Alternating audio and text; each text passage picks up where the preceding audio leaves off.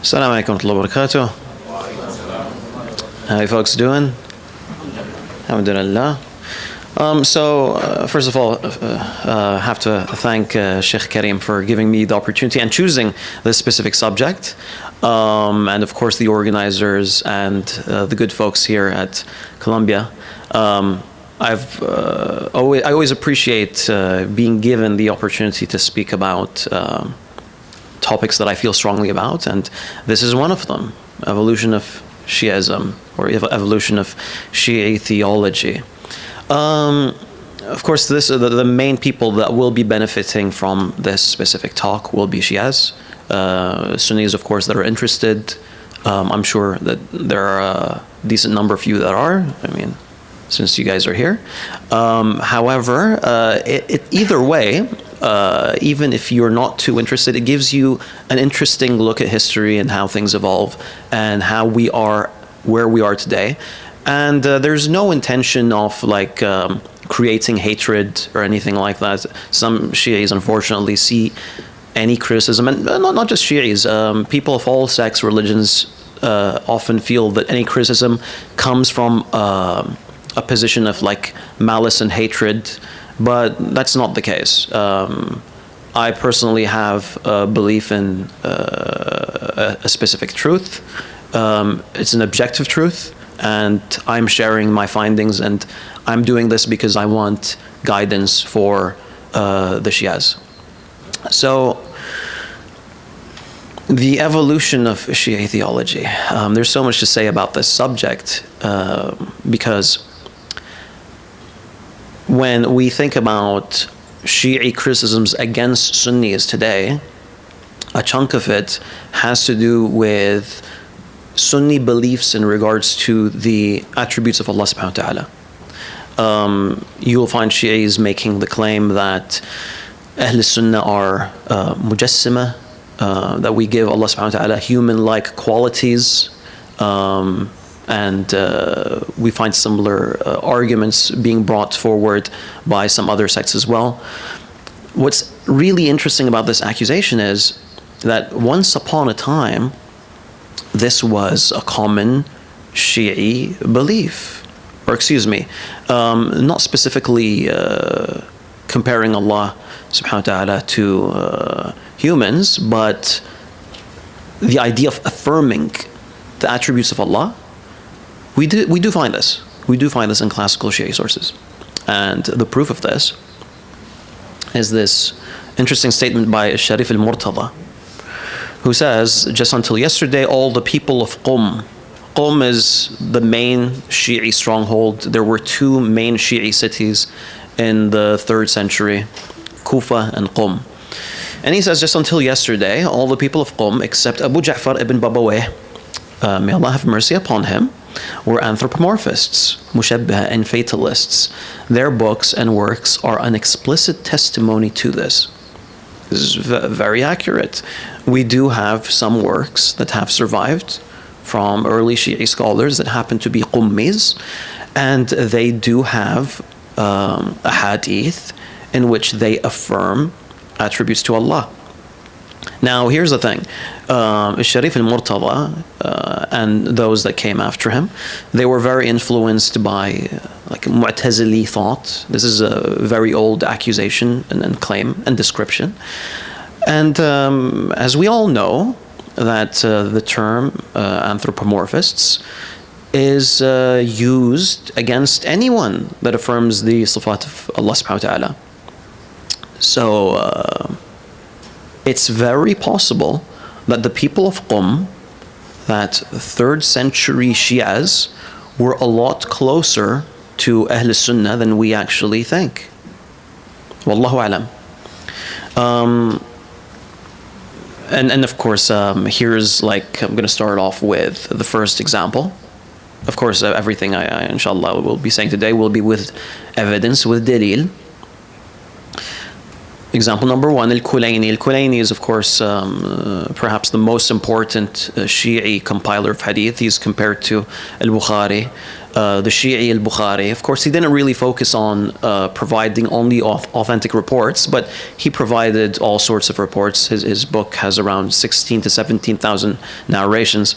In any case, he quotes this very interesting narration. Al-Baqir said, when our Qa'im is of course the 12th Imam, the current Imam, the hidden Mahdi, okay, when he rises, Allah, of course, by the way, this is the current Shi'i belief. Like at the time in which this report was first propagated, did they necessarily believe it's referring to the 12th Imam? Wallahu alam. But he says, when our Qa'im, the 12th Imam, rises, Allah shall place his hand, yani the hand of Allah subhanahu wa ta'ala, on the heads of the servants so as to unite their intellect and perfect their understanding. The second report by Ibn Babawayh passes away 381, so there's not much of a time gap. Al-Baqir says, when our Qa'im, 12th Imam, rises, he shall place his hand, here referring to Al-Qa'im, on the heads of the servants as to unite their intellect and perfect their understanding. So the glaring difference here is that the first narration affirms a hand for Allah subhanahu wa ta'ala. In the second narration, it's attributing the hand to the Qa'im, attributing the hand to the Mahdi. And the only reason that this is done is because, well, as Sharif al-Murtada said, once upon a time they used to be anthropomorphous. And again, I'm not necessarily accepting this term and attributing this term to the people of Qum. However, it simply means that they affirmed attributes. And here we have Al-Kulayni in a narration affirming an attribute. However, in the narration of Ibn Babawayh, also known as the Saduq, we find that this attribute or this hand is belonging to Al-Qa'im, to the Mahdi. Again, notice it's a very short time gap, not a major time gap. And yet we have this major change in the hadith. So this is an isnad tree, folks. Quite a simple one. And you have all the narrators being similar, identical, with the exception of the narrators in the end, because Al-Hussein bin Muhammad is actually is having this narration attributed to him through two paths. Now, of course, I'd like to ask you guys this question. Who should we accuse of distortion? Out of this list of suspects, go ahead.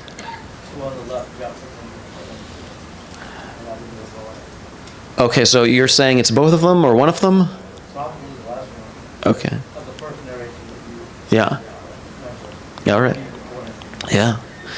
That's a possibility. So the brother said that it's most likely Ibn Babawayh because of the previous narration by Sharif al-Murtada. Now, if we were to look at all the possibilities, there are four ultimately. One is Al-Hussein bin Muhammad narrated both narrations. I can't really see why he would do that. The other possibility is Al-Kulayni distorted the narration. I'm not sure why he would do that either. There is a possibility of Ja'far bin Muhammad bin Masroor.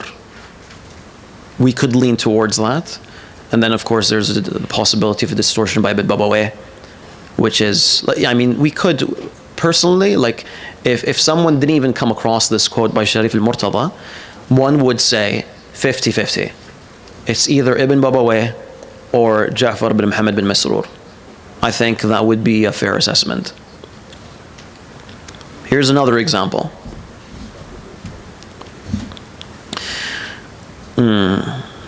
Al-Kulayni says, Al-Baqir said, He, Allah, brought out of the loins of Adam's loins all his progeny until Judgment Day. And they emerged like scattered particles. So he taught them and showed them himself. If it were not for this, none would recognize his Lord. Ibn Babawayh narrates, Al-Baqir said, He, Allah, brought out of Adam's loins all his progeny until Judgment Day, and they emerged like scattered particles, so he taught them and showed them his creations. If it were not for this, none would recognize their Lord. What's the difference, guys? Was that? Aywa. So why is that? Say again? He wanted to change from being an outcast to Yeah. having their own distinct. جزاك الله خيرا. شيخ إسماعيل إبراهيم أعذرني. Allah يحفظك. Okay, so exactly. So the first narration affirms an image for Allah, and the second narration, that idea of an image for Allah is gone. And again, this happened in a very short time period between Al-Kulayni and Ibn Babawayh's 50 years. Can you imagine that? Like, there are some dramatic shifts happening in the 4th century. Here's another one. As-Sadiq said, Allah revealed to Musa bin Imran, O Musa, say to those around you from Bani Israel, do not dare to kill the forbidden soul unjustly. Whoever among you kills a soul in this world, Allah shall kill him in hellfire 100,000 times, the same way he killed his companion. Ibn Babawayh narrates similarly. I'm not going to read the full thing. What's the difference, guys?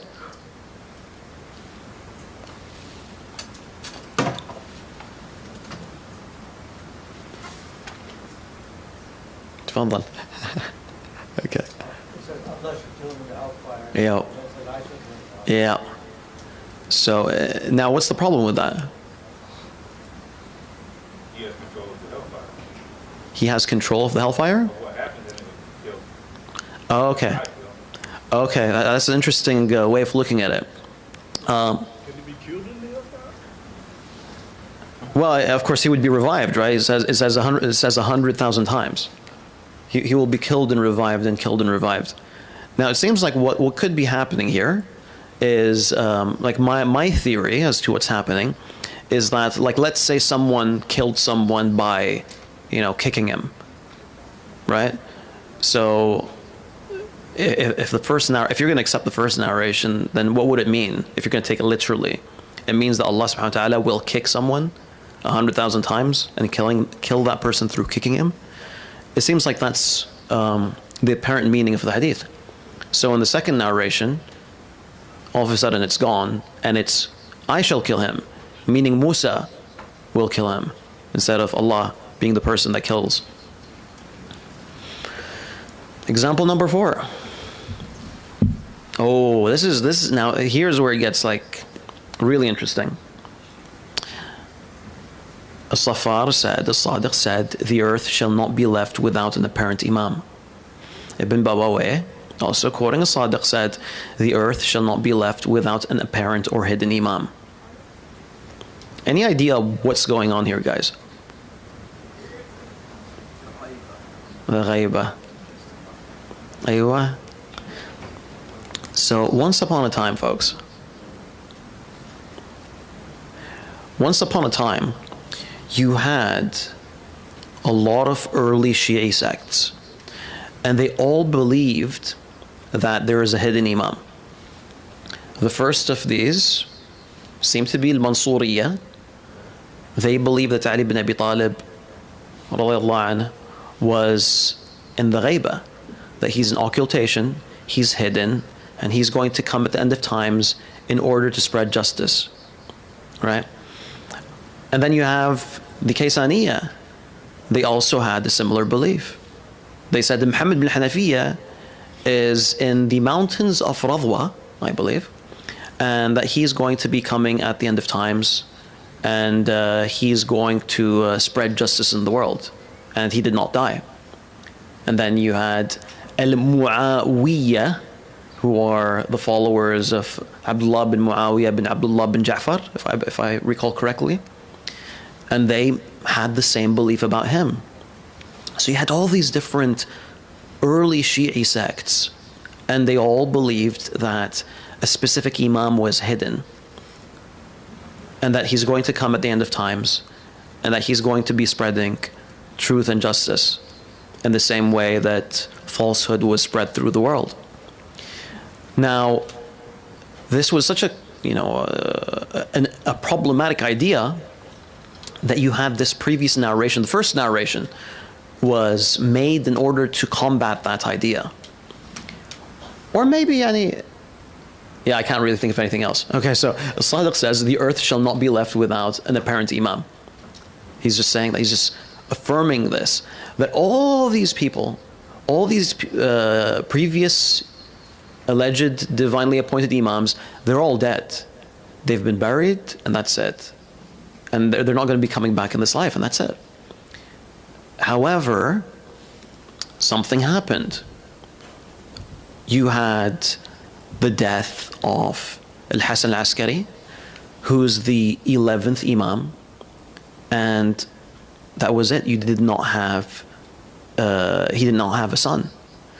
So you had the mainstream Imamis, the mainstream Shi'is, all of a sudden finding themselves in this situation. They have to accept this idea of a hidden Imam. And then they came up with this really is an ingenious idea. They said, we do have an Imam. He was born, a few people saw him, and now he's hidden. Sharif al-Murtada, the person who I was quoting earlier, major Shia scholar, was speaking about this specific idea. He says, well, what's the difference between these Imams and the 12th Imam? Because, I mean, that's how I would argue against the Shia. I would say, yeah, Shia, look at all these people. Yeah, there were so many alleged Mahdis, alleged Qa'ims, and they're all supposed to be, they're all dead, but you had all these groups claiming that they're hidden and that they're going to appear at the end of times. So what's the difference between you and them? Because you also have the same belief that Muhammad bin Hassan al-Askari has been born and he's hidden, and he's been hidden for 1,200 years. Folks, I don't know if you're aware, but Shi'is believe that you have this divinely appointed infallible guide who has been hidden for 1,200 years. So Sharif al-Murtada says, well, there's a clear difference between our Mahdi and all those people on that list. And his answer was, we know for a fact those people were dead. They've all been buried. They've all been washed and they've been put into the ground. So we all have observed this, and this is something that cannot be denied. And no one can say that about the 12th Imam. Of course, the issue is, no one can confirm that the 12th Imam was ever born. What they did was they took a major weakness in Shi'ism, this idea of the 12th Imam, Muhammad bin Hassan al-Askari. It's a major weakness because we really don't have enough evidence that he was born. His uncle denied his existence. His uncle, Ja'far, said that my brother Ali, my brother Al-Hassan does not have a son. He never had a son when this idea was floating around. But this same weakness was used by Sharif al-Murtada to argue, since we don't have enough information about his death, we can be sure that he is an occultation. That's the difference between us and everyone else. So they're saying that Hassan al-Askari is the prophet? No, he's the 11th. He's his son, yeah. And they don't know if he's born or not. They all claim that they know for a fact that he's born, but there's not enough evidence, and again, his uncle denies it. Did they give him a name? Yes, Muhammad. Muhammad. Yeah. Carrying on. Here's another example. This is very explicit. Al-Kulayni mentions, Al-Nasr bin Qabus asked Al-Kadhim, tell me, who will be the Imam after you? He said, he said, my son, so-and-so. Ibn Babawayh has the same narration, but it says, Nasr bin Qabus asked Al-Kadhim, tell me who will be the Imam after you? He said, my son Ali. Very explicit. This is a clear distortion. Now, here's the irony in this report. The first one, you cannot use this to affirm the Imam of any Imam. You cannot say that Ali ibn Musa is the Imam by looking at this report, by looking at the first report.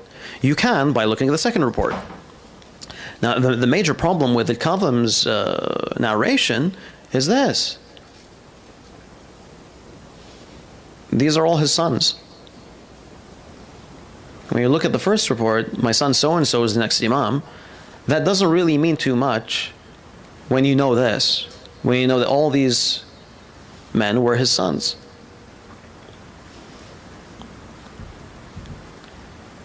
And by the way, for those of you that are curious, Ali Rida isn't even the eldest. The eldest is Ibrahim.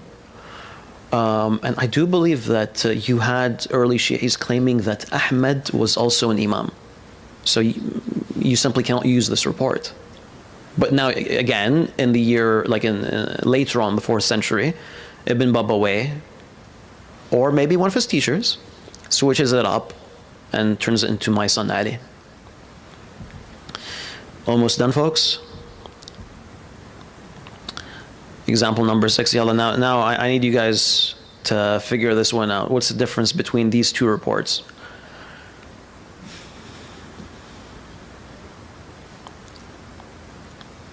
Ali bin Mahziyar wrote to the Imam about a woman having istihadha during Ramadan, but she continues to fast and pray without ghusl for every 2 prayers. The Imam wrote back, she completes the compensatory fast, but not a compensatory prayer.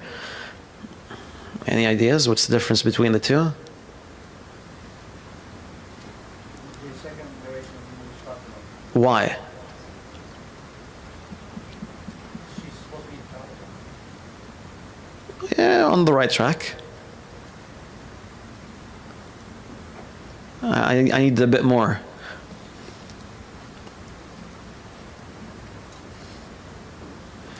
maybe they're not trying to attribute the Hazrat to her. Exactly. So they don't believe that Fatima radiallahu anha had menstruation, and due to that, she had to be removed from the isnad. So I don't know if you folks have noticed, but every single one of these examples that I've mentioned so far are all these changes occur during the time of Ibn Babawayh, and he is the common suspect in all of these. And there are like over 40 examples of him doing this. And what I also found, that this is something that confirms it. And by the way, this is actually a Shi'i position by some late scholars, referring to a specific report. This report is taken from Al-Kafi, and it has suffered from weird alterations, which makes us mistrust as-Saduq. The Saduq, of course, is Ibn Babawayh al-Qummi, the person of Ibn Babawayh. It seems he only distorted it in accordance with the school of the people of justice, the Shia. It's a major change. And again, Saduq, Al-Majlisi, I think mentions like 2 or 3 examples. There's so many more. There are over 40 examples of a Saduq doing this, or at least appearing in reports in which these alterations are occurring. So once again, there once was a time in which it seemed like early Shi'is would affirm attributes for Allah. Sure, perhaps in some cases they went overboard. Perhaps they went a bit on the extreme side.